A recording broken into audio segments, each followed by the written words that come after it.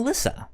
It's me, yes. Yeah, it sure is you. Are you a clumsy person? Oh, jeepers. Because I haven't met you in person yet, so besides what we do here on the podcast, I don't know your mannerisms. I don't feel like know. you've heard me drop a lot of things. You've said that like sometimes you'll have something while we podcast just to like fidget with. Yeah, and it's rocks. It is decorative rocks. I just take this like quartz spire and like run it between my hands like I'm trying to start a fire. Okay. But would you or the people who know you, would they describe you as clumsy? Do you think? No. No? Okay, cool. I'm not okay. It's not like my hands don't work and I'm like, whoops, I dropped that thing very often. It's really just my fault for picking rocks as the thing I play with while recording audio. I have big hips that will knock things over without me knowing, and I have a very big purse. Okay. So I'm some sort of cartoon joke where like I turn around and like my hips and my purse together will completely knock over like a store display. So maybe not you are clumsy, but things are happening around you. Yeah. I've got a weird gravitational field around me. So I wouldn't describe myself as clumsy either. Mm-hmm. I'm not much of an athlete these days, but I was always kind of naturally athletic, or at least dexterous, you know? Yeah. You can dance. Yeah. But every now and then I feel like people just have their days, right? Where you like you just do something stupid. So I made myself look like an absolute idiot maybe like an hour and a half ago.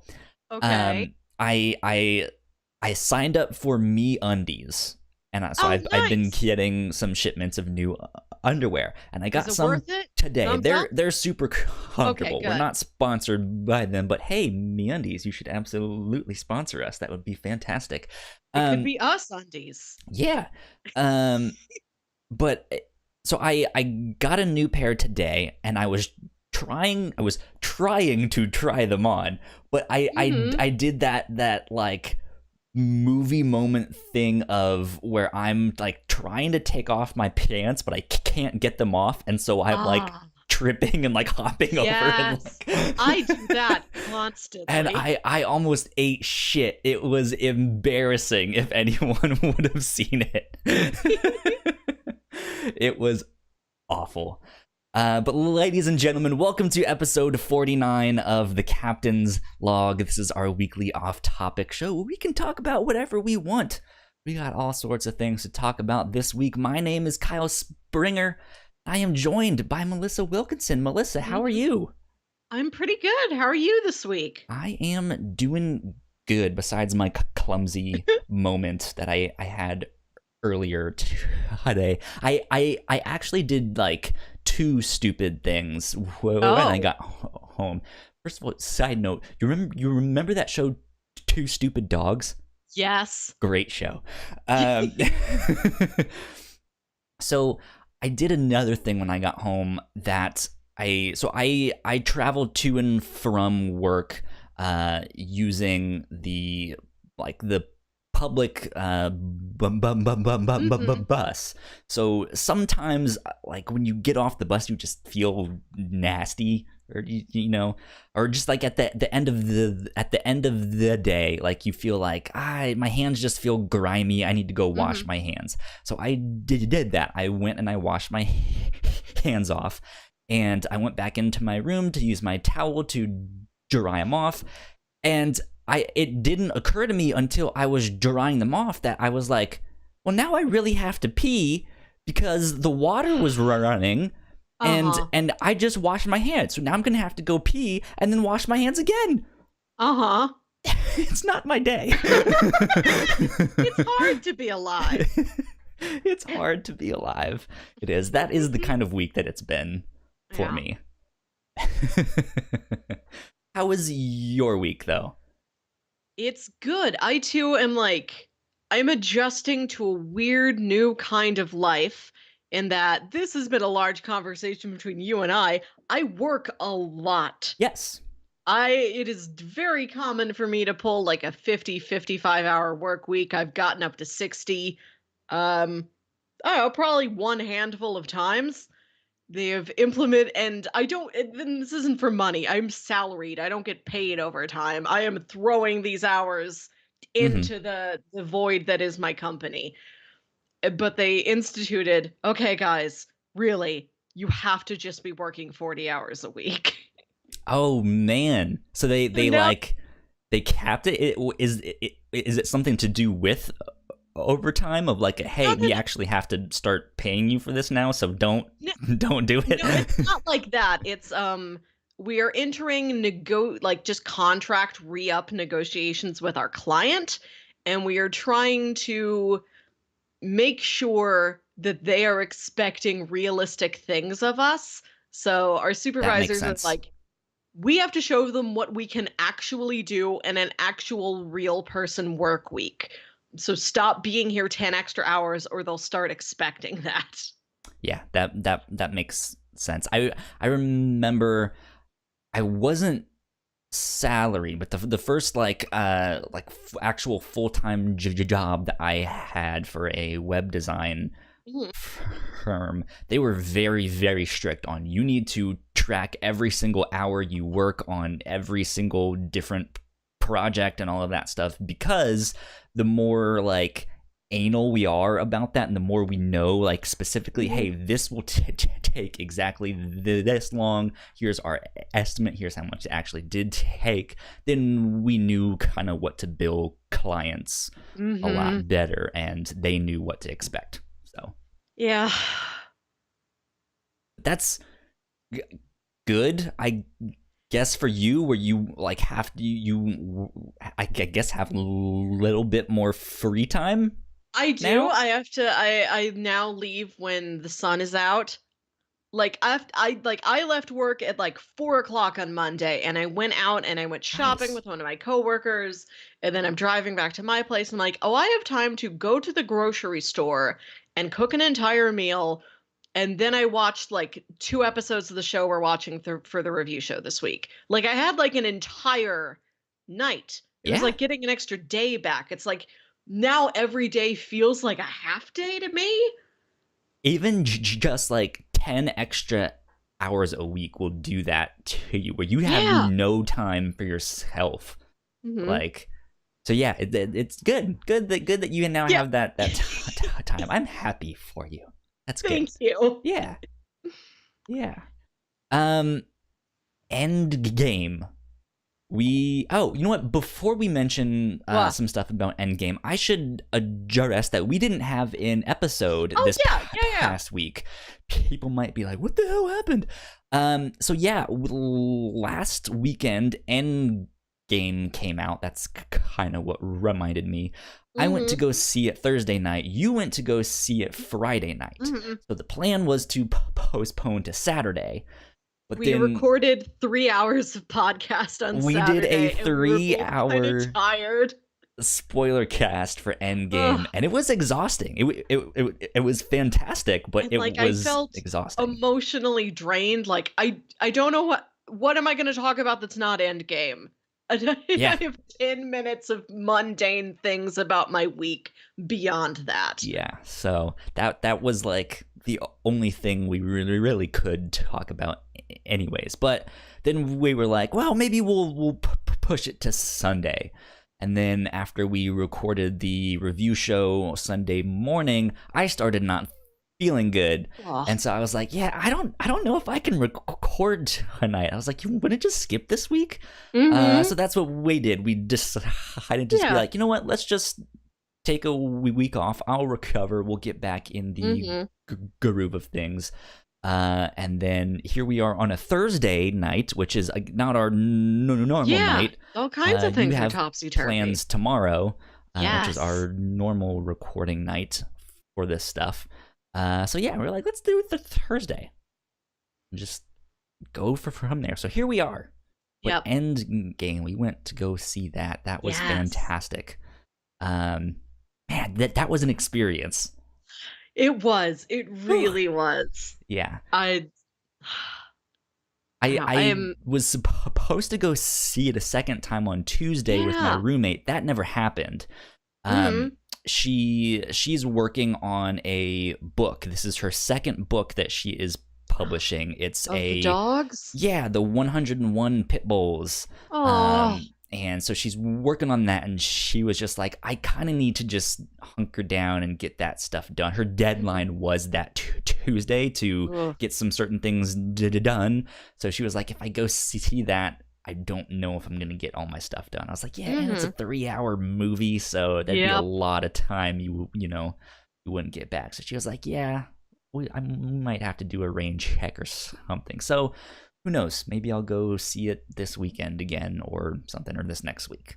Who knows? Yeah. But it's I'm real already broken, Of like course. Of course. all sorts of box office records. It's already passed Black Panther in the like total amount of money that it's Wow. made within like the first weekend and a couple days. That's amazing. Wow. I guess because I don't Black even know Panther what the is numbers. it's fantastic, it's historic.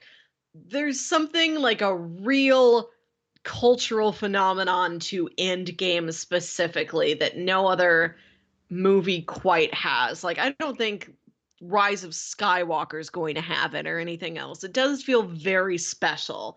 Like Hmm. you're watching like the end, like the prestige at the end of a long, long magic trick. And it's something like after coming out of Infinity War, it's so spoiler sensitive Yeah. because there's one big question as opposed to we'll use again the Last Jedi, which is just a general feeling of huh, what could it be, what's gonna happen. It doesn't have that like that one thing to it the way Infinity War and Endgame did. Yeah. So let's see. I am looking at Mm. boxofficemojo.com, and apparently, whoa, that's highlighting everything, not what I Uh, want. So here's the total lifetime grosses so far. Uh, Domestic is like 452 million, mhm. something like that. Worldwide is like I think it's already made 1 billion. That's ridiculous. Like remember when Batman vs Superman came out and there was that Yes. whole like, oh my goodness, is it gonna reach $1 billion and all of this stuff? And it was like the race to $1 billion in Oh. like the first. I mean, I'm not gonna say it was the first one to get there. I don't think it was. But it just like I think it was one of like the fastest to reach Mm. that much. So it was one of those things of like, oh, is it gonna reach $1 billion? And here this did it in like a weekend. And Mhm. it's just like, how? How does this is that's amazing. So Mhm. kudos to Avengers Endgame and everyone who helped make that film. Mhm. Very exciting. Crazy Yeah, stuff. I want to see it again soon. My family wants to go out and see it, and there are still like so many tickets pre-bought out there. We haven't seen it yet because we can't Oh find yeah, any showings that are like not not at a full. weird time of day or at a faraway theater where we can get like a family's amount of seats in a row. It's like, well, if all of us split up into four corners of the theater, we could go now. Exactly. So if you guys want to hear our full thoughts on Avengers Endgame, we have a new episode of the Mhm. Reactor Core all about that. You can find it on our website, thewhatnauts.com, or wherever you get your podcasts. Just search The Whatnauts, and all of our shows will come up right Mhm. there. But yeah, that was a lot of fun. So go check it out. And I took Friday off for Endgame. My friend and I did because we found like if we go see a movie like an opening night or just on any weeknight, Mm-hmm. like we're still kind of in the work mindset. We're a little tired. We're a little glazed over. Like we've done it before, seen movies, stayed awake, enjoyed it, had a great time, and the next day we're like, "Oh, what happened? What? We retain nothing. Like we're so glazed over." So we're like, for Endgame, we're taking Friday off. We're having a vacation day. We're doing a whole There day you out of go. it. It's like we went to brunch, we went shopping, we went driving around. I made a 4.5 hour playlist. Whoops. Yep. Yeah. And it was great. And I talked about this a couple weeks ago, and finally I have the Yes. conclusion. I We want to hear did it. a MCU fantasy draft. Now you're gonna have to remind me kind of how this worked. I know we kind of went over it last time you mentioned it, but I don't remember. Okay. So the big inspirations are this podcast we love called All Fantasy Everything that takes this kind of fantasy sports draft style and Mm-hmm. applies it to everything. Like, we're going to draft Taco Bell menu items. We're going to draft Samuel L. Jackson movies. Just everything else. We're going to draft songs that when they come on the radio, you turn your volume all the way up and sing in the car. Like, Okay. really specific, weird things. Interesting. And the James Bonding podcast did a fantasy draft of Bond. Like, okay, we're going around the table. Everybody gets one Bond, one M, one Moneypenny. You get a gadget, a villain, a henchman, a song, all of that. And you see what elements you can grab for yourself. And at the end, you make your own do-it-yourself Bond movie out of it. Nice. Yeah. So you did that, but with the MCU. Yeah. And it was just the two of us. And because it's 22 movies across two people, so there wasn't much of a competition element because we somehow both entirely stayed out of each other's ways. Like, I didn't even have to come up with any backups. Like, I was able to just get everything that I wrote down. Okay. Wow. Yeah. So what did you end up with? Okay. All right. So what you were able to get, I broke this down into categories. So you would get two major heroes, Mm-hmm. two minor heroes, two loved ones, friends, family, etc. Side characters. Yeah, a lead villain, a secondary villain, two locations, one Infinity Stones powers to play with, one Stan Lee cameo to recreate or build upon, two songs, and one post-credits teaser for a new MCU character. Okay. So, like, grabbing somebody else from the Marvel universe who hasn't appeared yet, and they're going to make, like, a cool appearance at the very end of the movie. Nice. Mm-hmm. Sounds good to me. Okay. So my roster was Captain Marvel, Iron Man. My minor heroes were Rhodey and Wong. My loved ones were Pepper and MJ from Spider-Man Homecoming. Interesting.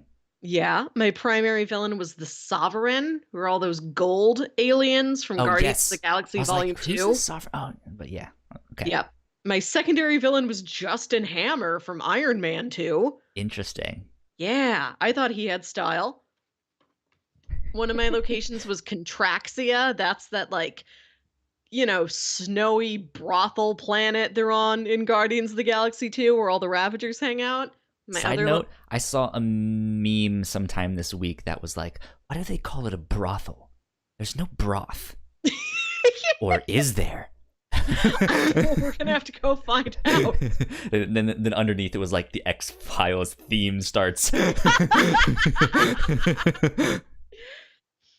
My other location was Las Vegas.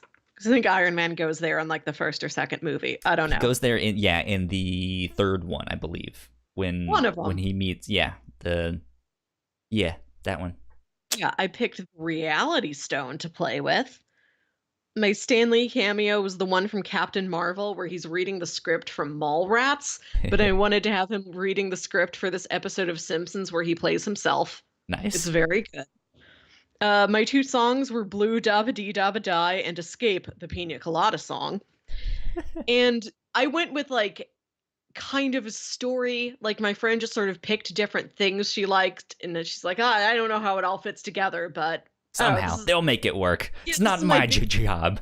Yeah, this is my big buffet plate of different things I like. I didn't try to like combine a real, authentic salad. But my story. I was gonna ask, did you guys pick directors for your film? Didn't go quite that far. That was something else we could have done. Like, that would be what genre neat. is this? Which director do you want? Do you see this as a summer film or like a November? We could have gone that far if we wanted to. That would be fun to do maybe in like a huge group where this is like, okay, this is our night, everybody. Hmm. So the loose story I came up with was that I wanted the sovereign who have this everybody in their society is born and bred for a specific role. They're like all designed to do one thing and nothing else. And I thought that was fascinating. And then Justin Hammer's like, I don't know, some sort of a tech guy. I really like I took some stuff from Iron Man 2. I don't remember anything but that gif of Sam Rockwell dancing around, Yep. which is maybe all I really need to know. So they sign up with this tech guy. Oh, there's a moth. Okay. I did see something flying around behind you there for a sec. I was like, maybe there's something in there, but yeah. Just a moth.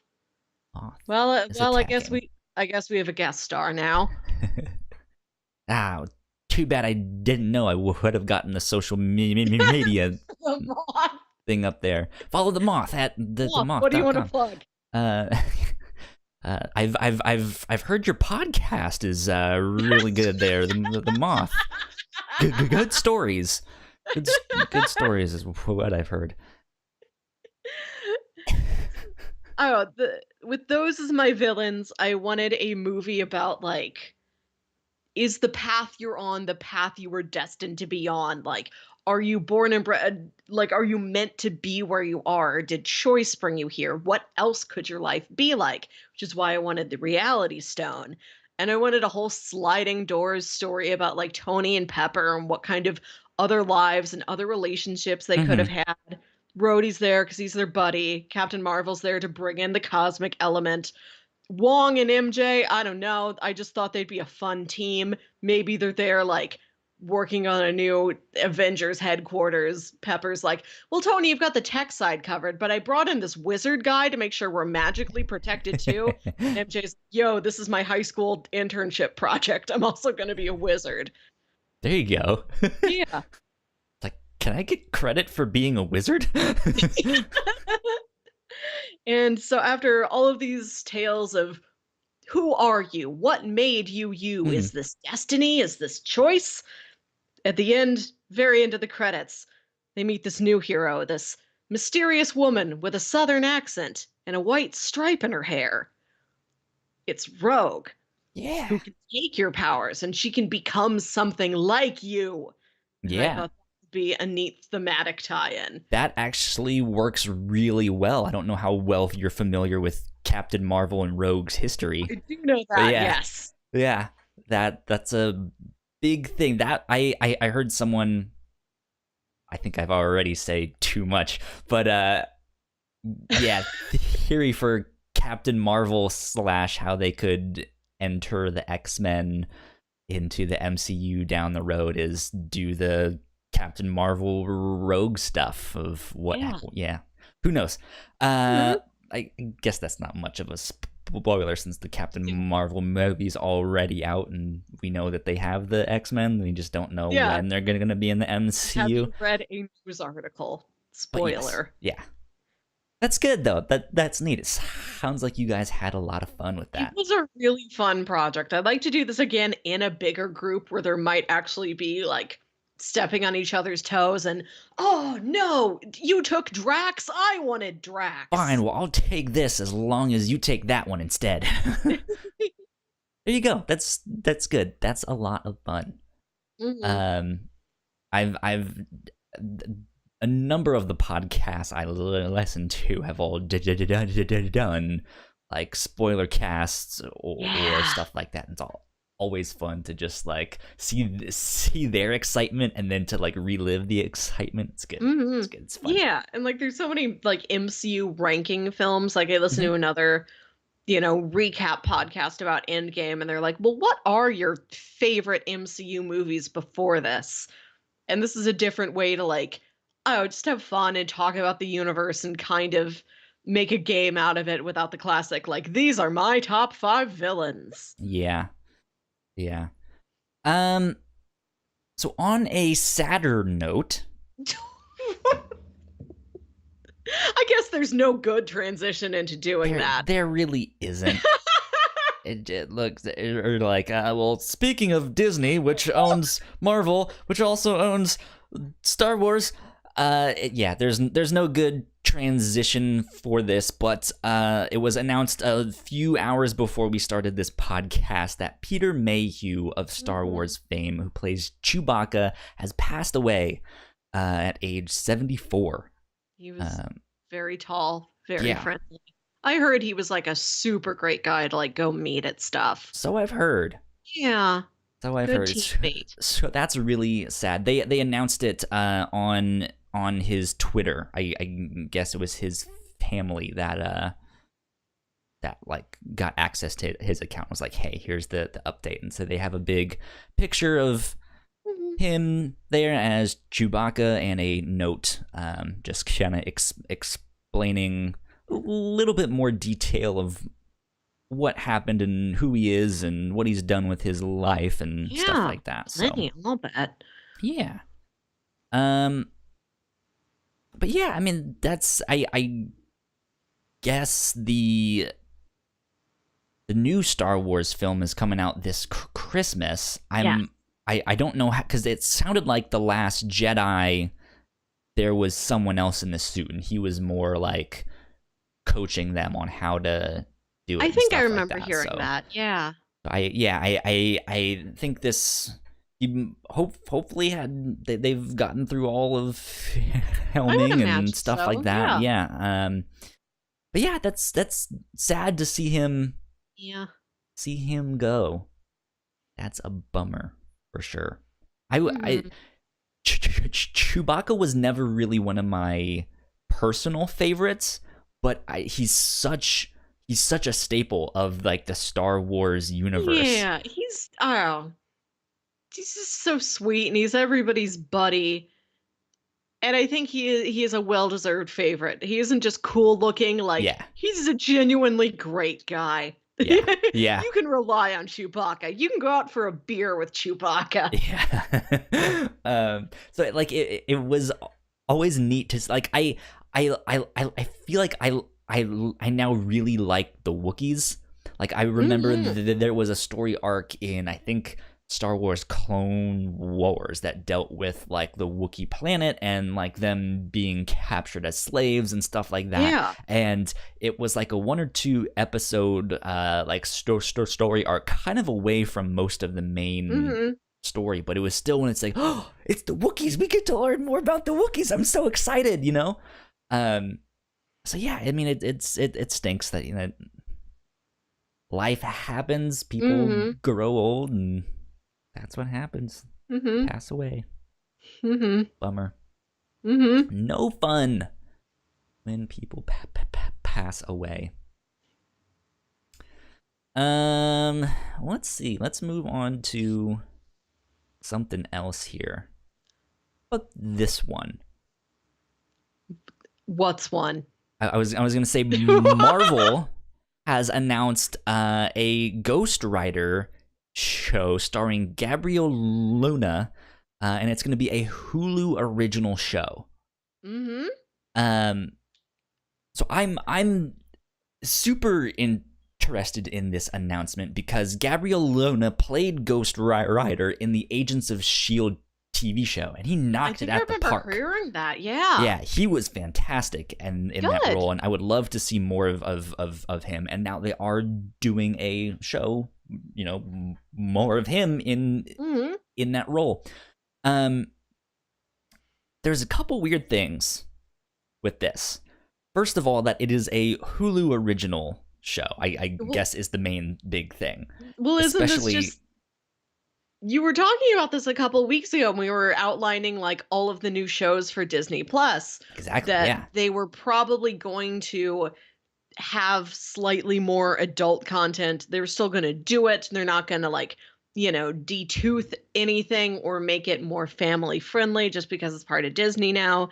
Disney has this other thing they have access to where they can put things that are a little bit more adult and still, you know, everything's in the same universe, but it is kept at the adult tone it originally was.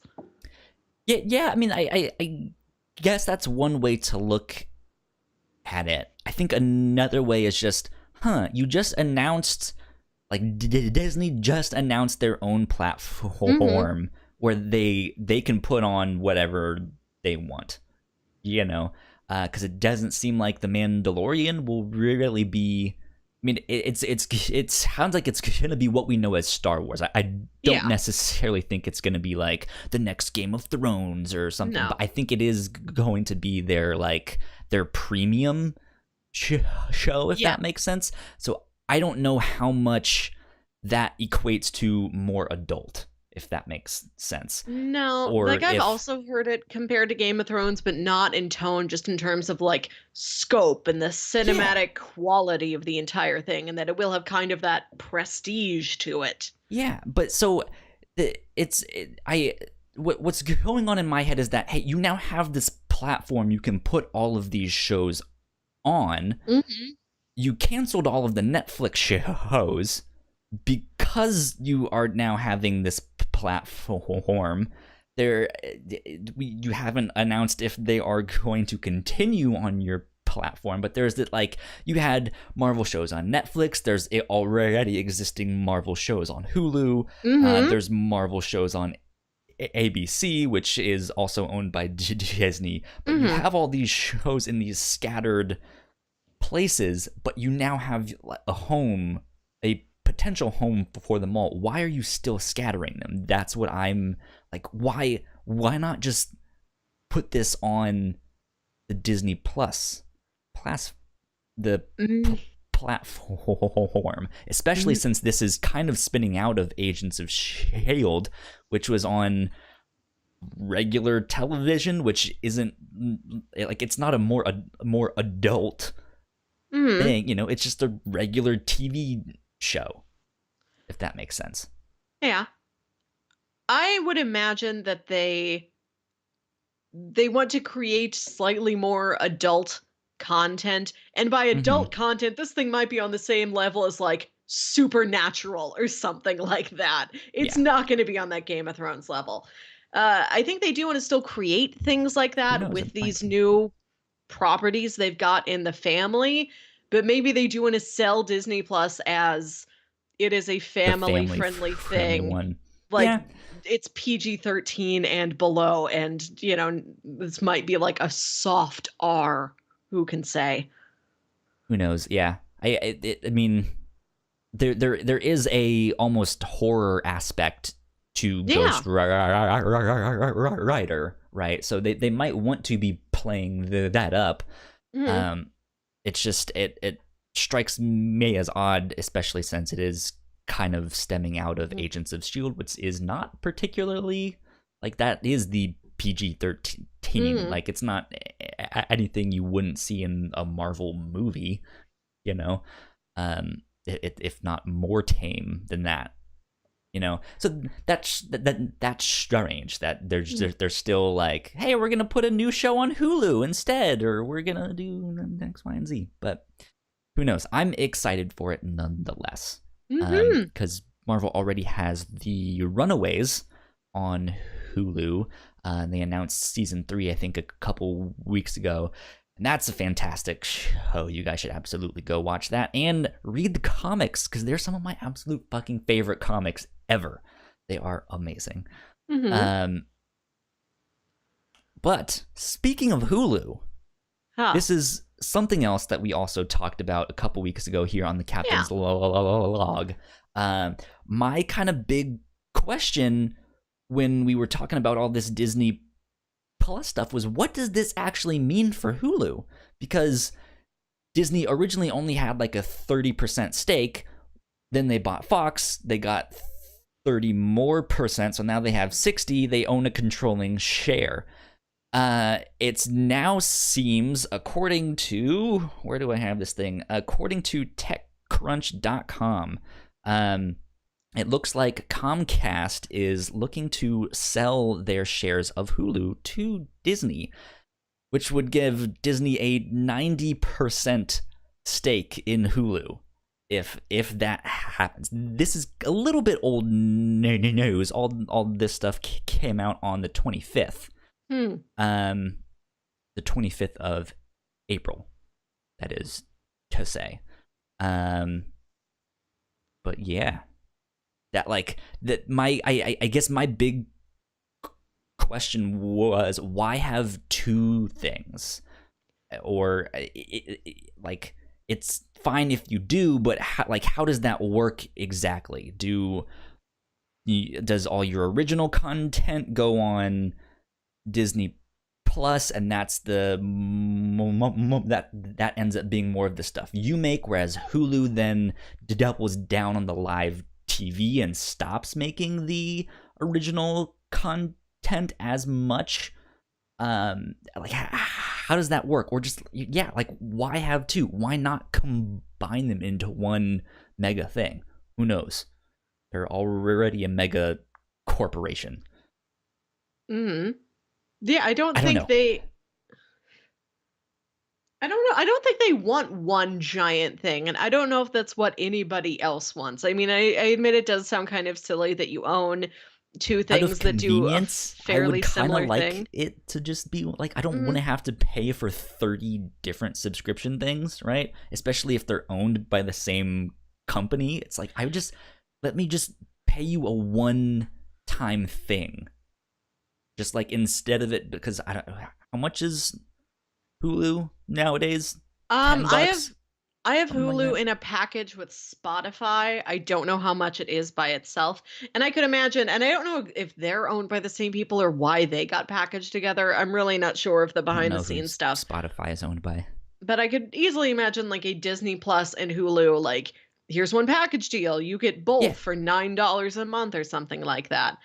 I I imagine it'd be a little bit more than that, but yeah, sure. Like, I would much rather do that, and I would be fine with them being two separate things if that was an option. Um, but I don't know how that's gonna work, or if they'll get this Comcast extra 30% and stuff like that. I mean, they I might still offer discounts. Hey, sign up for Disney Plus and get 30% off your like a year's worth mhm. of Hulu. Yeah. Oh, I think they're busy enough. I don't think they're going to change Hulu because they're focusing on the thing they've already got. It's like, why, Yeah, the you only know, the only change I could really see them making is them just doubling dead down on the live TV stuff. I'm just like, hey, maybe. we'll slow down the original content for Hulu specifically, focus on that stuff for Disney, but then take all this money that they would have been putting into original content on Hulu and be like, hey, what other TV channels can we, add to the Hulu family of? You can watch it the next day. Stuff, Mhm. that would be a good thing, I I think. don't yeah, we are not business people. I don't like Not in speculating the about least. business. I have my own dang job to worry about. Yeah. Ugh. Uh, Speaking of a lot of content, though, Comedy Bang Bang. You have a note here on Yes. our Yes. I wanted to document talk about about all this of that. thing. Yeah, Okay. Are you familiar with Comedy Bang Bang? I think I've by mentioned it name, before. yes. Okay. It was it started out as I think originally it was like a radio show, and then it became a podcast. Mm-hmm. I And it's hosted by this man named Scott Ackerman, who think I've has heard an interview with him a couple times, which is one of the reasons why I know the name. But yeah, yeah, yeah. It's this kind of loose talk show format. He's himself pretty much. And he has people on the show, and sometimes it's real people. Most of the time, it is improvised characters. Sometimes one-offs, a lot of recurring characters. There are characters that have been on that show like a dozen or more times and even have their own little spin-off shows. And sometimes it's fictional people and real people interacting with each other. mm-hmm. Sometimes you have John Hamm trying to talk to this, improv character. And Sounds good. sometimes it's just all improv characters and Scott trying to get through a conversation together. Yeah, so he it's this talk show with an open door policy where like Mm-hmm. anybody can just show up and start talking to him that is the sort of the fiction of it in this world. Like, well, we just had this person barge in. Welcome to the show. How are you? Where'd you come from? You know, what do you do for a living? And he just tries to interview these crazy characters. It's so much fun. I really love it. It's got a really good combination of like classic staple actors that are there, like, I don't know, on a monthly basis. They'll show up like 5 times a year or something Oh, like nice. that. And then like new people all the time. Like some of my favorite recurring cast members are people that weren't on there like a year and a half ago, and they just went on and just started blowing up and just coming on more often. And everything anybody says is committed to a canon. So you have to remember what you said as this So there's character the the last Comedy time you were Bang there. Bang cinematic podcast universe. Pretty much, yeah. Like there's recurring characters, and it's not just like they just sort of clean slated, you know, it's just the same premise over and over again. Like if you said something once, that's canon, that's the truth. You have to remember that the next time you're there. So Huh, it has interesting. this mythology to it. And I started listening to this in I think late 2013, and it had already been going for a couple years, and I had to listen to a lot of back episodes. They do these huge like 10 best episodes of the year collections at the end of every year where they Oh, play neat. like a 15-20 minute chunk of the best episodes Of of the each year. one. It's like a highlights reel, which That's is cool. really fun. So I would use that and I would try and catch up to everything. And I did it. I don't know how hard that would be to do now, but it has been worth it. It's so entertaining. And this podcast, oh, and Depends it on was how much also free time you have, because I'm trying to catch up on all the Rooster Teeth podcasts, is and that of a mythology, Kyle? Is that an it doesn't ongoing narrative? it doesn't necessarily have a mythology, but there are like inside jokes and stuff like that. But there's still like 600 something episodes of that, and yeah, it's just like I'm trying to catch up and watch them all or listen to them all. So yeah, Yeah. I know what it's like. Yeah, Comedy Bang Bang has had over 600 episodes now. Okay, yeah. Yeah, and they're like hour and a half long ish. It was also a show on IFC for a time that Mm-hmm. was similar to this, like podcast format, but just more structured, more like this is a talk show. It's styled like a late night talk show. Yeah. And here's Scott Aukerman, and he is a band leader, and he has a real person guest and then some improvised guests. So like every episode had a celebrity and then like a couple of fictional weirdos show Okay. up, along with like fake commercials and little bits around it too. So that ran for a couple years. That might be where you've heard of it, but yeah, the podcast has been going on for 10 years now. Holy moly. So to celebrate, they released a 10-hour podcast episode, which Amazing. nothing besides like their Stitcher premium service can actually support. So really they released a 2-part 5-hour each episode. Interesting. I am still I working didn't through know it. things like iTunes or what like that had a time limit of like you can't do anything longer than 6 hours. Well, it's like a file size limit, I guess. Like maybe they could do it 10 hours if they made the audio sound like a tin can. I wonder if it's like yeah, I mean 10 hours is a long thing because we have with we use Simplecast as our Mhm. like podcast hosting service, and it's we have unlimited like an unlimited number of uploads. They say unlimited file size, but it has to Mhm. be like a specific type of file at a certain like certain kilobits or whatever per second and stuff like that. Um, but yeah, so when we do a 3 hour long Avengers Endgame thing, like that's totally fine. When we first started the podcast a couple years ago, we had Libsyn, and that was it's kind of the podcast industry standard, but Mhm. it is very much like you only get a certain number of uploads a month. You can like you have this much space you Mm-hmm. can do and stuff like that. So yeah, it'd be hard for us to do a 3 hour long podcast on that and be like, okay, well, I guess we're gonna have to buy more space. I don't Ugh. know. Yeah. So who knows how that works exactly. But yeah, I'm not done yet. I listened to episode 1. I don't know, an hour and a half into the second episode. So I'm slowly working my way through 10 hours of podcast where he got like as many guests as he could from the previous decade of the show Hmm. coming back to play like, remember this old character?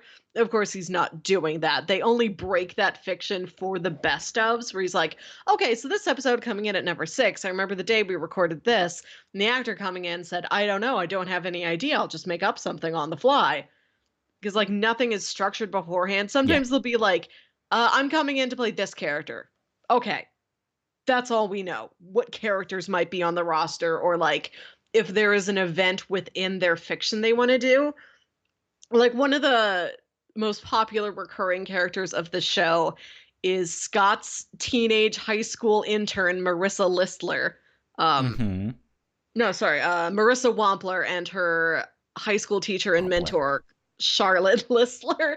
They're fantastic. They have spun off into an entire series on their own, but they'll do special episodes like it's Marissa's 16th birthday. Hmm. It's Marissa's prom. We're going to pretend like recording live from prom, and they'll put in Okay. like some audio effects or whatever. So sometimes they'll structure stuff like that out, but normally it's like, okay, these are the actors. I might know who their characters are. And sometimes somebody will just come in like, I don't know, Scott. I think I own a horse. I'll figure it out while we're recording. I'll have to check my notes and see. Yeah, and like they don't sometimes stuff prepared. Like one of the other recurring characters is Dalton Wilcox, the cowboy poet laureate of the West. Okay. And his book of poetry, You Must Buy Your Wife at Least as Much Jewelry as You Buy Your Horse, and other observations, humorous and otherwise, from a life lived on the range by Dalton Wilcox, available at a bookseller near you. So that actor will come in and he will have pre-written a poem. Have they actually made that book that you can buy and stuff like that? I don't think so. I mean, They you can get a should. ton. Yeah, maybe he's working on it. You can get a ton of like t-shirts and junk like that, but I I don't think they've remember. printed the book from within the story. I think it was a stretch goal or something on their Patreon, but Wolf359 did the Price and Carter like Yes. deep space survival guide. I was like, that's Mhm. fantastic. I'm like, they committed to like making all of the like, here's the 1,000 tips on how to survive in space. Mm-mm. That's amazing. Maybe Andy Daly did sit down and write all these poems. I'm not sure. Maybe he did it and I just haven't heard of it. But sometimes if it's a specific situation like that, somebody might come in with a little bit prepared, but it's all improvised and it's so much fun to listen to. And so it's just this parade of characters coming in and out. Mhm. Like each of them just gets like 10 or 15 minutes each in this huge like 10-hour episode packed with dozens of actors from the show's past. It's been a real treat. This is like the end game of podcasts for me. Not in that There it's you go. like, the end of a chapter, beginning of a new chapter, but just like, okay, big celebration, giant milestone, bringing in everybody to hang out with each other. So are you a fan of like longer podcasts? I Is that love a long podcast. I love a big, long, sprawling discussion. I love a ton of tangents. I know some people cannot get sold on them, but I love a tangent. And I love a podcast that's like 2 to 3 hours yes. long. And I can play the entire thing like over a whole weekend while I'm like running errands and doing housework and things like that. Long podcasts I feel like are the way to go. Like I once love you that. have in like an actual established successful thing, Mhm. it's either like you expand and do other shows, or you hunker down on the ones you have and like Mhm. make them better, make them longer, do Mhm. who knows what. But yeah, there's a number of longer ones that I listen to. it's nice where I can just put it on and I don't have to feel like I need to keep looking at my phone to hit the next Yeah. episode or stuff like that. Or yeah, I can just put it on and forget it, and it's there the entire day. It's just Yes. like, this is great. Or I think I've mentioned this before. One of my favorite shows right now is called Podcast The Ride, and Yes. it's all about theme parks.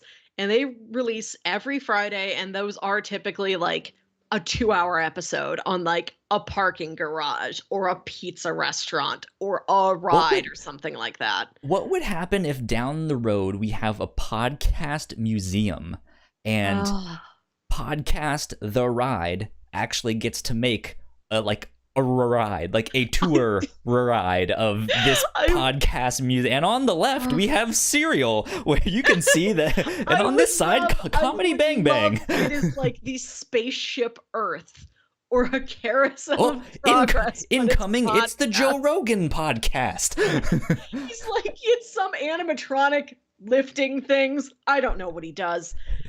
I like that a lot. That is something they've talked about. Like, what if we got some crazy investor, some eccentric millionaire who like funded the theme park we've always dreamed of as quote unquote theme park journalists? That they release like 8 hours of content a month, and then I subscribe to their Patreon, which gets Mhm. me 3 bonus episodes a month that are can also be that long. So sometimes it's Nice. like, oh boy, 12 hours this month of just these three nerds talking about theme parks. I love it. That's awesome. They did a series back in like August, September called the City Walk Saga, Okay. where they're based in Los Angeles, and outside Universal Studios Hollywood is this area called the City Walk, which is like shopping, dining, various little attractions, things like that. This is where you get your like Hard Rock Cafe and a bunch of shops and like, it's a wacky candy store or something like that. And they joked once, oh yeah, we're going to do like a 19-part series, go to every place in City Walk. And then And then they months did. later, after they were like with a, really supportive network and not doing it independently, they're like, okay, guys, 19 parts, everything in City Walk, 19 days in a row. They didn't do that 19 days in a row. They weren't taking vacation days and going to City Walk 19 Sure. days in a row. They did this over who knows how many weeks. They released the episodes for 19 solid You know days. what? Now that you're describing this, I remember we talked about this when it came Yes. out, I Oh, think, or you mentioned it. it was momentous. And these would be like half an hour to sometimes they would be 2 hours long, depending on where they went for whatever that episode was. Hmm. And this is while I was in the middle of moving. And so I'm getting set up at my new place, and I still have to drive back to my old place and like clean everything. So I had a lot of podcast listening time, and this got me through moving. Like the entire 19 episode City Walk saga Perfect. powered me through. I don't think there's such a thing as too much content from any podcast. There's somebody out there like me who will absorb all of it, and it's an absolute dream. Yeah. Hey, if you guys want to see us do more content, We have three patreon.com/the feeds. Whatnauts. We have 3 feeds, and then there's a Patreon. Yeah.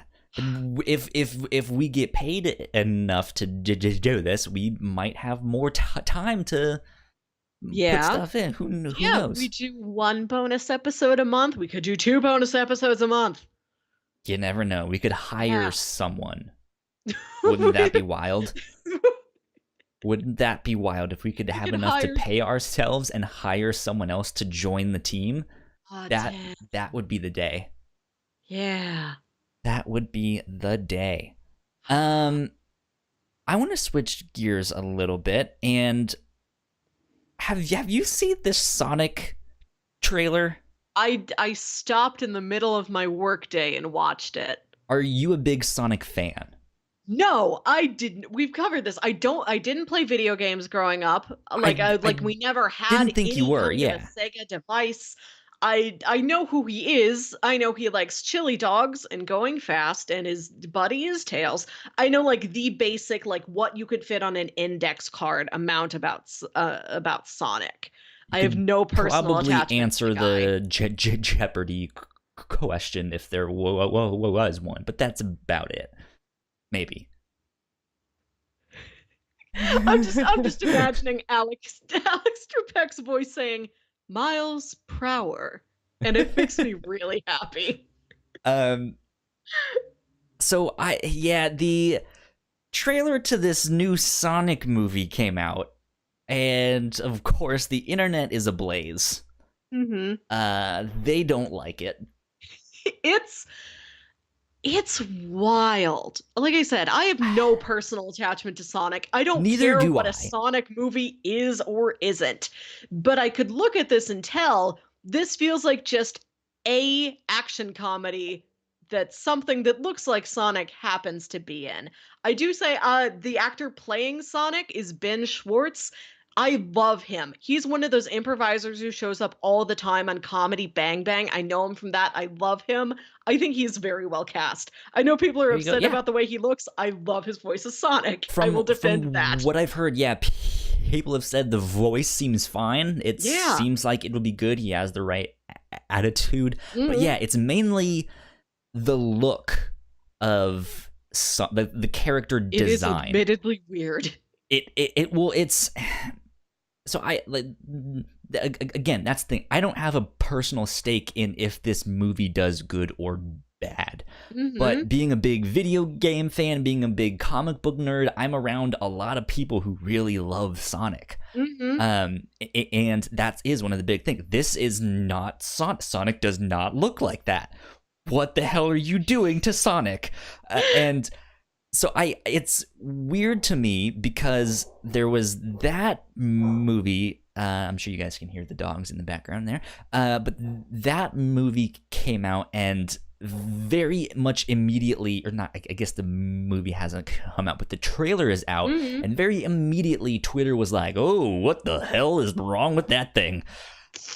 And yet, Detective Pikachu, everyone seems to be on board. I like that look. And yeah, I think I saw someone tweet that was like, there was never a better ad campaign for Detective Pikachu than how bad the Sonic movie trailer looked. And they don't look taking them both. Well, here, it's the same concept where it's like, hey, here's this thing that shouldn't exist in the real world, but we're gonna put it there, and it's gonna look maybe a little strange, maybe a little different. But Pokemon, their Detective Pikachu has done it with so much detail and so much love, and held true to the designs of these characters and these Pokemon. That's like, all right, it might look a little horrifying, but yeah, that's what they look like.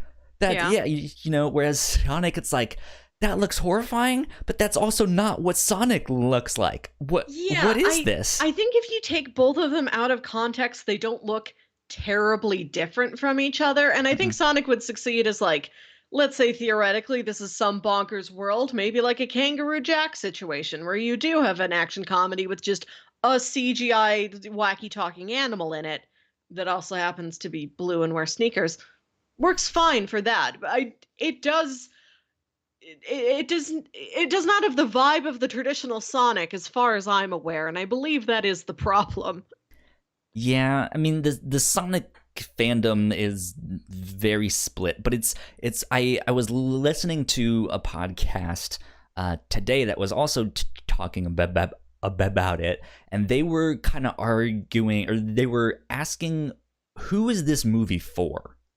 Because they were kind of split on that, because, and I would agree with them, Detective Pikachu is very much going to be a kid's movie, but at the same time, that movie is for me. I'm almost 30 years old. Like, I think it is for anybody like 35 and below, not like 6 to 12.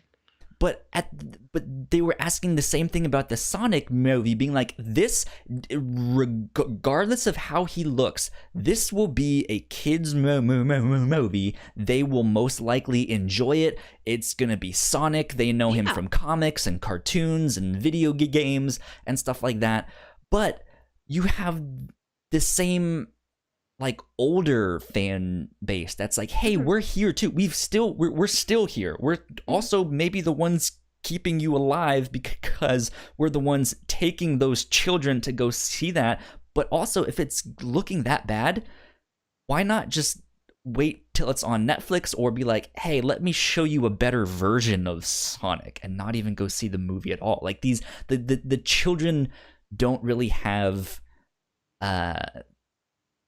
like they aren't the ones being like, dear mom, dear dad, you should take me to go see this movie right now, or I will throw a fit. Nickelodeon magazine, please. But like, it's one of those things, like, they weren't sure of like, is this really gonna be for the adults who love Sonic, or like the older like this is like for Sonic? Somebody who played Sonic as a kid and they have the nostalgia, but not like Sonic is this. Sonic is not, like somebody who has the general concept and fondness of concept. Yeah, it feels okay. So there's a lot of stuff I love, and there's other stuff that I have heard about and like the idea about. And I go see the movie and I'm like, sure, that seems right. I had a good time. And somebody else who knows the source material is like, no, they got all the things wrong. Why weren't they making a movie for the fans? And I'm like, oh no, they made a movie for me, the layperson. They made it for me. And if they made it for me, they didn't make it for you. And I'm sorry. They should have made it for you and not me. And I feel like this is like, we're going for the layperson. We're going right down the middle. That's something that I don't understand why Hollywood does it that way. They don't need to be separate, is the thing. You can make a movie for the fans that is also welcoming to new people and being like, hey, this is also for you, the layperson. And I think too often Hollywood goes for one or the other. And it's just like, what? Yeah, I can think why? I can think of like almost no instances where there has been a franchise movie that I was new to and was turned off by. I think the only one is Fury Road. And I think it was less about the movie, and people like kept telling me, oh, you don't need to know anything else about Mad Max. I'm like, okay, I can walk in there, tabula rasa. And I went in, I'm like, I still feel, are you sure I'm not missing anything? I still feel like out of my element here.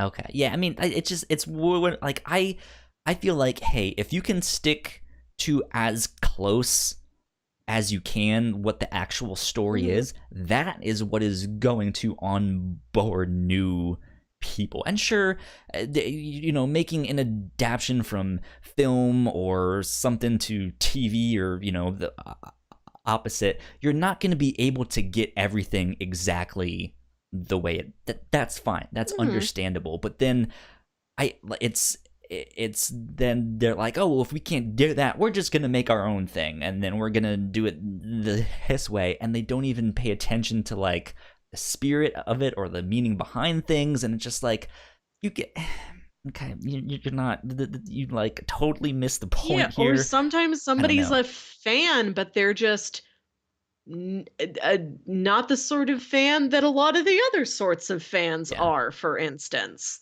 Yeah. They're just in the minority of them, I guess. I did see that the director's like, okay, you guys are mad and we're going to change things. Exactly. Which I guess is good. I'm just worried about like the manpower that's going to have to go into changing everything that drastically that late. Yes. Like, oh, everybody's going to get to see a better looking Sonic in the movies, and so many people are going to be working 80-hour works weeks to make that happen. Yep. I'm like, is this worth it? Can't you just like keep it the way it is and just like imagine a better Sonic in your head for free without making anybody have a nervous breakdown? Jeff Fowler, who is the director of the Sonic movie, tweeted out, thank you for the support and the criticism. The message is loud and clear. You aren't happy with the design and you want changes. It's going to happen. Everyone at Paramount and Sega are fully committed to making this character the best he can be. ... Hashtag Sonic movie. Hashtag gotta fix fast. With a little wrench gotta emoji. Fix fast has a tremendous human cost. Like, Yes. I appreciate that this guy is being such a good sport about things, that he's like, oh, okay, well, back to the drawing board. But I don't know. I'm just concerned. There's going to be a lot of crunch on this, and a lot of people working late nights. Are you familiar with the backstory of Toy Story 2? No. Okay. Toy Story 2 was originally designed to be a direct-to-video sequel that wasn't being done by Pixar itself. It was like whatever team within Disney was doing the other direct-to-video sequels, like Pocahontas 2, Journey to the New World, things like that. But they had a Lion new King 1.5. Yeah, 1.5. Nobody says 1.5. Hey, you know what? I'm an artist, not a mathematician.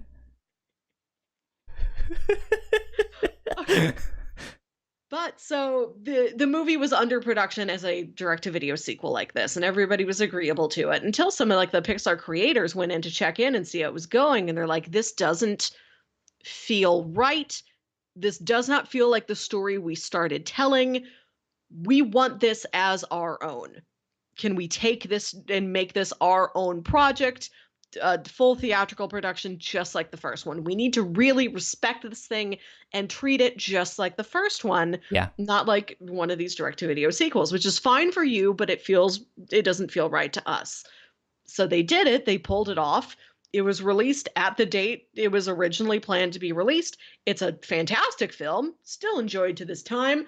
But I read a book called The Pixar Touch that was all about the history of Pixar, and it's really interesting. It's a great read. But the horror stories I'm sure.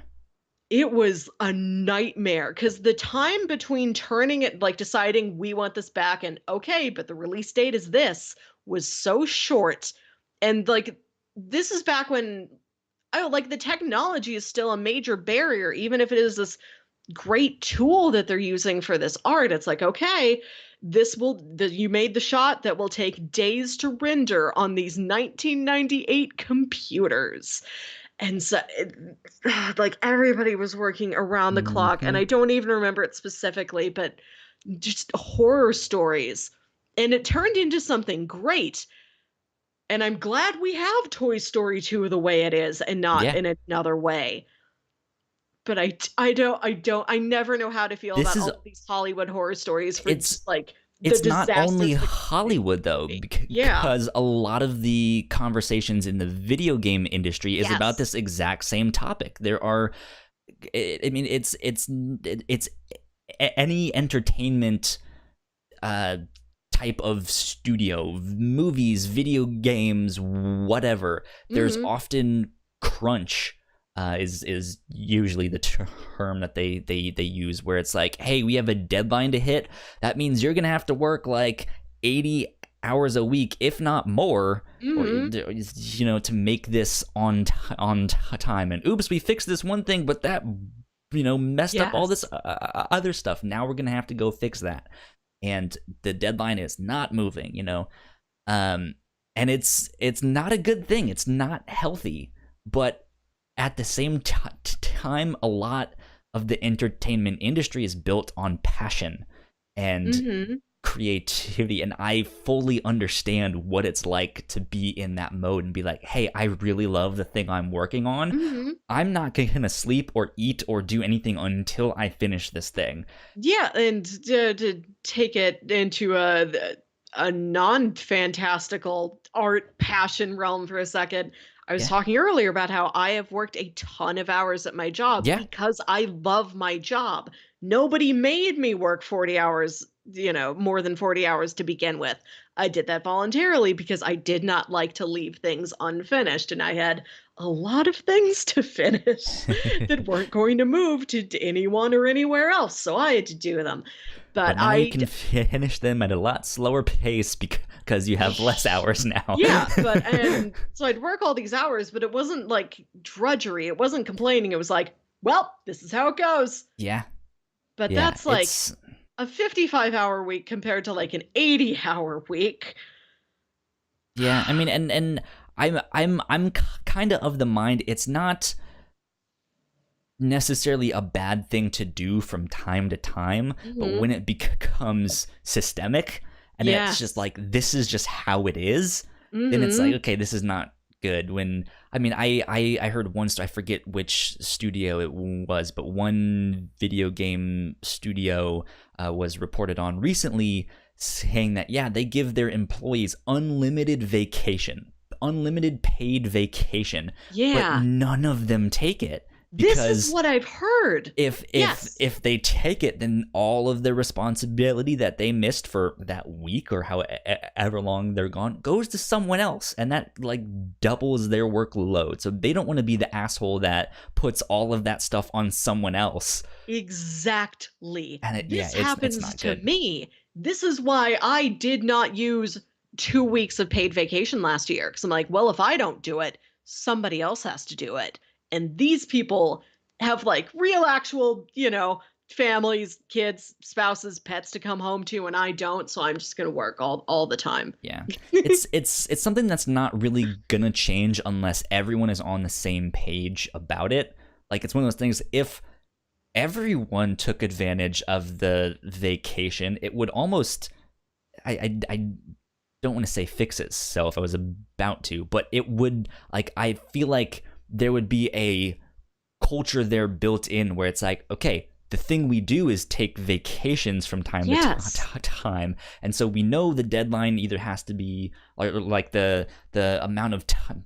Hey, it's a callback to the start of the show when we're like, we need to make sure we accurately know how to do all, like if we factor in that stuff, we can more accurately say, hey, it's actually going to take a little bit longer than what our normal deadlines are now. I'm totally fine waiting a year longer to get a movie if that means you guys can take vacations and have a good mental health, And I think that's like beyond just like the financial and logistical costs of moving something as big as a movie premiere release date. I think people are afraid like, oh, if we push the release date, that's bad news. That's going to wreck our reputation. People aren't going to trust us. Like, why'd you need the extra time? Why couldn't you get it done on time? Separation between, I think, that and shareholders who want money here now. Make things, make things go. We want our money, And again, it's just one of those things. Like, I feel like if whoever the shareholders or board of directors or whoever, if they had a better understanding of that and was more patient, then maybe it would work. But also, maybe that's not how the market works. I don't know. I don't know much about all the market and stuff like that. It's crazy stuff though. But I just also wanted to kind of wrap that up by saying I think it's fascinating how quickly changes can be, or like feedback can be put out there and received, and decisions can be made to make changes almost instantly nowadays with the internet. I remember in college, I think the document, I think it was Helvetica. It was a graphic design documentary. Yes. It might not be that one though. But if I'm not mistaken, I believe it was super famous designer Michael Beirut talking just about the impact of the internet.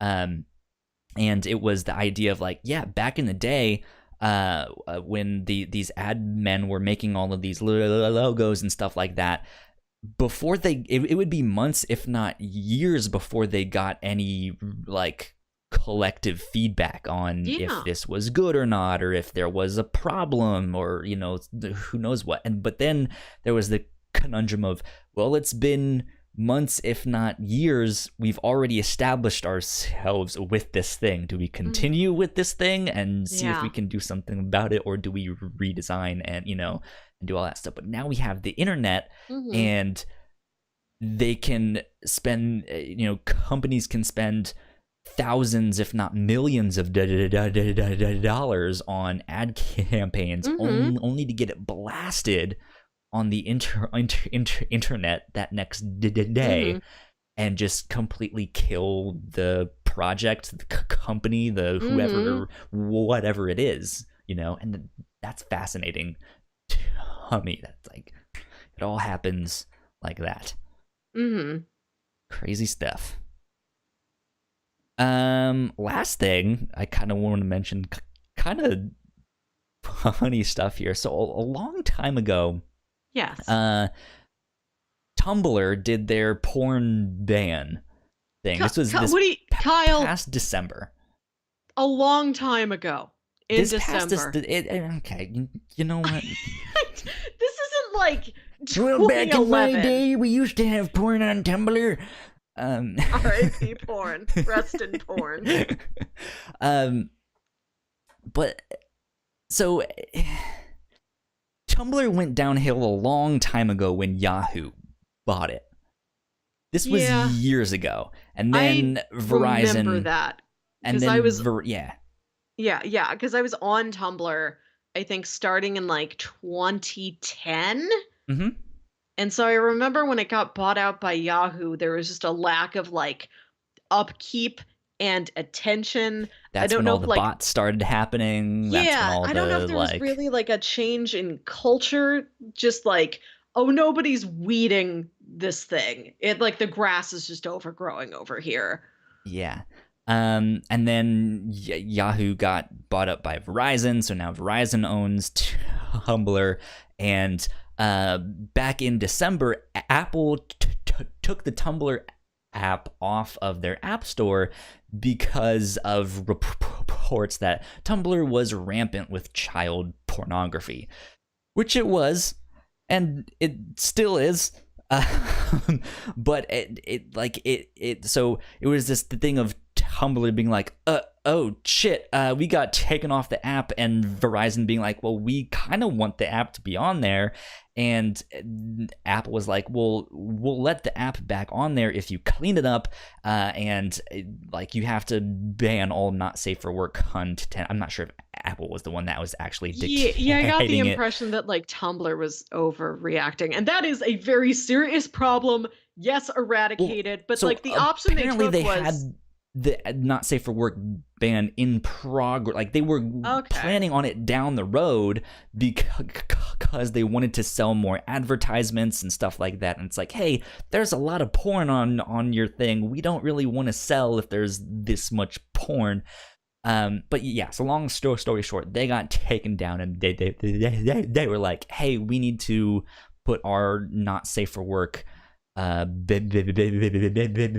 into full effect immediately. And it was so strong. Like there was a lot of genuinely bad things that does need to be gotten rid of and seriously patrolled, but they were like, okay, no nipples, none. Everybody put a shirt back on. The dark elves.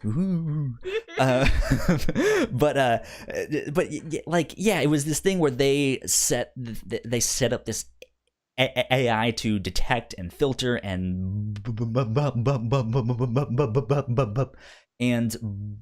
block all of this adult content, and usership tanked. Yeah. It plummeted, and Verizon was like, well, okay, does anyone want to buy a Tumblr? This thing our plan didn't work because there's still porn on Tumblr. You can still go on there and look at it and reblog it. Bots are still on there. The child pornography is still on there. All the Nazis are still on there. They didn't do shit with this not safe for work ban. Yeah, it seemed like it needed like a social problems cleaning and not like a things that would make your mother grab her pearls cleaning. I mean, hopefully your mother is grabbing her pearls at child pornography and stuff like that. But like, it's just I understand them being like, well, hey, maybe we should just ban all not safe for work content. Maybe that's the solution. It's not a very, very well thought out one, but it's this idea of just like, well, they tried something. I understand it, but it just, you got like, that's not the problem. We've been yelling at you for years of what the problem is, and you haven't done anything about it. Get the Nazis off. Get the white supremacists off. Get the child pornography specifically. No, they were like, hey guys, nipples are bad. Yeah. Nipples are terrible. And they're harmful and they're scary. Yeah, we wanted like, okay, you need to clean up 100% of this. And they picked like the wrong 100% of something. It's like, well, you kind of did that, and then you worked a lot on another part that we were actually not concerned about. So it was really funny because I saw that I saw a couple people tweeting an article from The Verge about being like, hey, Verizon is looking to sell Tumblr, and I saw the writer Kate Leff tweet about it, and she goes, man, I wonder if Pornhub would be interested in buying.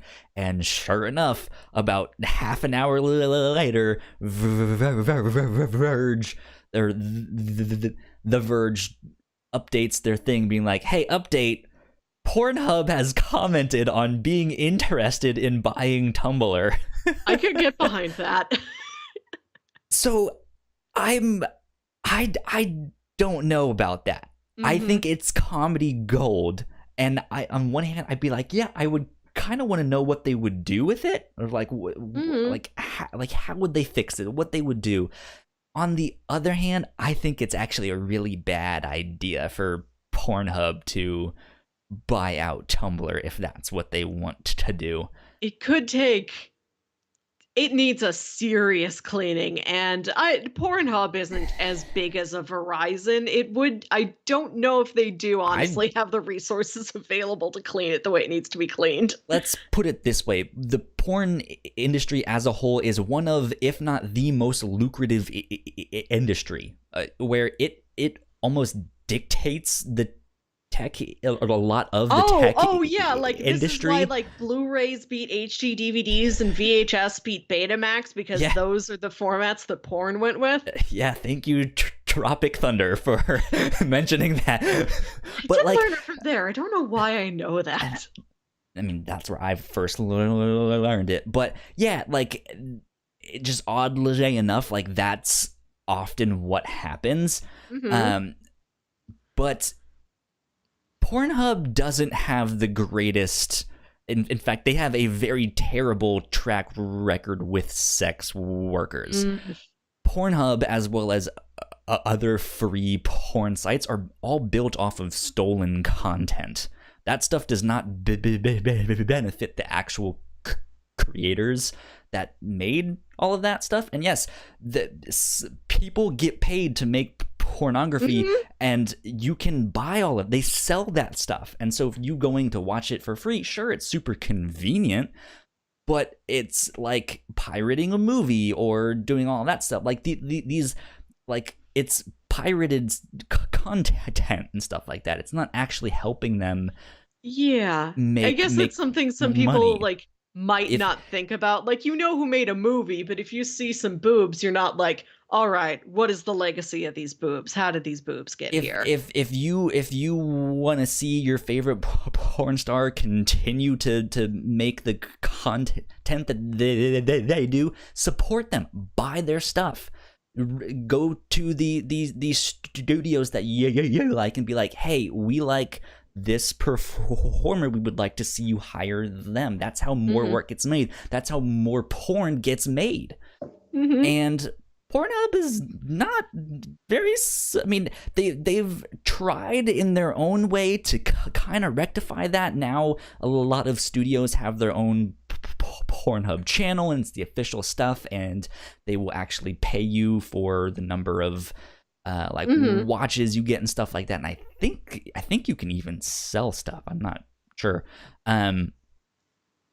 So they've tried to kind of rectify that in their own way, but they just don't have a good track record with sex workers. So I'm not sure if that's something sex workers would be like, yeah, sure, you can buy this thing that I used to rely on as my main thing of advertising all of my stuff. You know, I don't see that going over well with a lot of sex workers.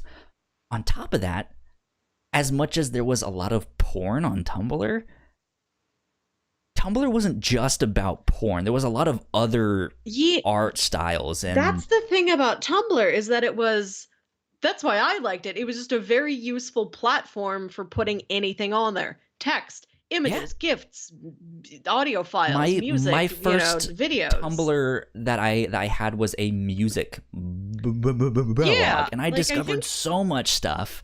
And and it was fantastic. I've discovered I remember having the actual artist follow me and interact with them, and I remember it was like years after, and I saw them on something else. I was like, that guy used to follow me on Tumblr, and now he's famous. What the hell? How does that work? But yeah, and even the Whatnauts used to have a Tumblr page, and that used to be our main website. And the Bright Sessions followed us on there back before they had any followers and stuff like that. And I was just like, what is this Bright Sessions audio drama podcast? Who are they?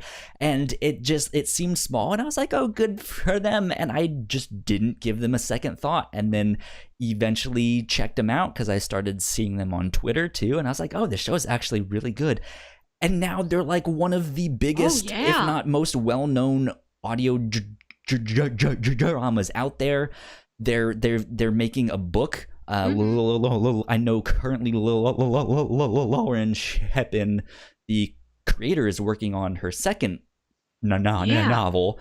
But it's just there's so much other stuff that can be found on Tumblr. I don't know if that would be the best, if that would be a good relationship for Tumblr to have, of being bought out by Pornhub. Yeah. I mean, I don't know if Tumblr really has a say in that, but who knows? It's super, the way I remember it, it was super customizable and flexible, and whatever you wanted to do with it, it could do. Yeah. And it had a great way of finding other people, finding other posts and content like what you wanted. And I think that is why the porn community liked it so much, is that they could build whatever they wanted. It was super supportive of GIFs the way other platforms weren't supportive of at the time. And it was good at so many things. I wish all of them could exist. Yeah. Okay, here's Tumblr After Dark, and then over here, this is Tumblr for 16-year-olds to post their outfit of the day separately over there, away from the porn. But both there's still fashion exist. Tumblr, there's Illustrator Tumblr, there's Doctor Who Tumblr, there's the furries, there's there's all sorts of stuff, and I just don't want Tumblr to become solely the hey, this is the porn social media, and be what's the what is the one there is a not porn social media but a kink related one. It's I don't know. It's someone's out there's been oh, it's this thing. I would like for porn to be revived in a clean, safe, helpful way for everybody, but that is the risk. If you revive that might be what it becomes, and it doesn't be anything else beyond that anymore. Yeah, I mean, I think that is a risk. I think maybe more as like meme of the day. Like if I mean, at the end of the day, Pornhub could buy it and just being like, all right, we're just going to help you get it back to what it was, and we'll let you be basically. Yeah. But I mean, which could work out fine, and it, you know, you could have still, hey, there's the Doctor Who people, there's the Supernatural people, here's all of the anime stuff, you know. I just don't want it to be overwhelmingly, this is now the porn social media. I mean, reblog I guess all your you can post a Doctor Who fanfic if you want.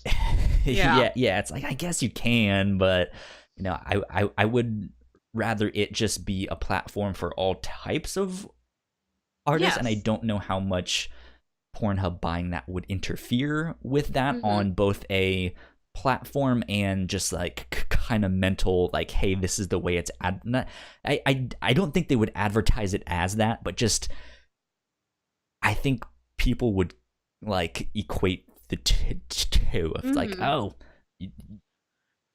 Pornhub bought it, so that means it's only for porn, you know.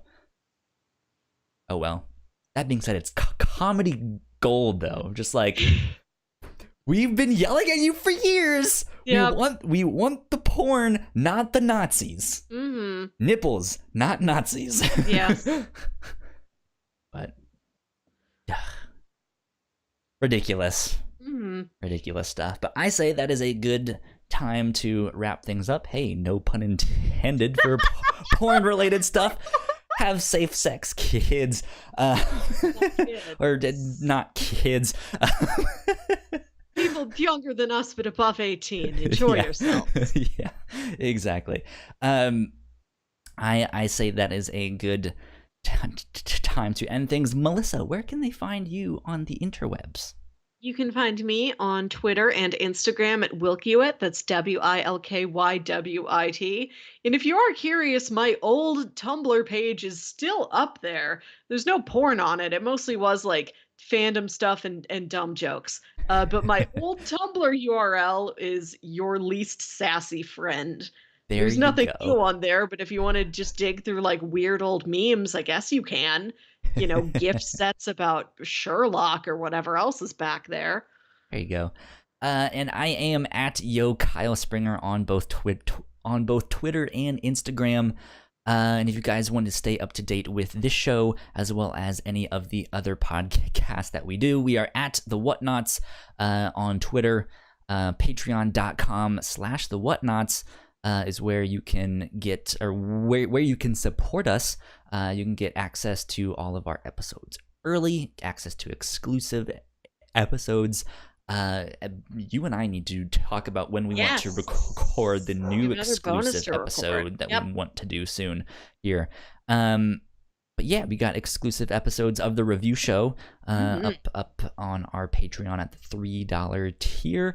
And we want to give a big special thank you to Sam and Christine at the $5 level. Thank you guys for helping us out and keeping the lights on, and for helping us make all of these podcasts.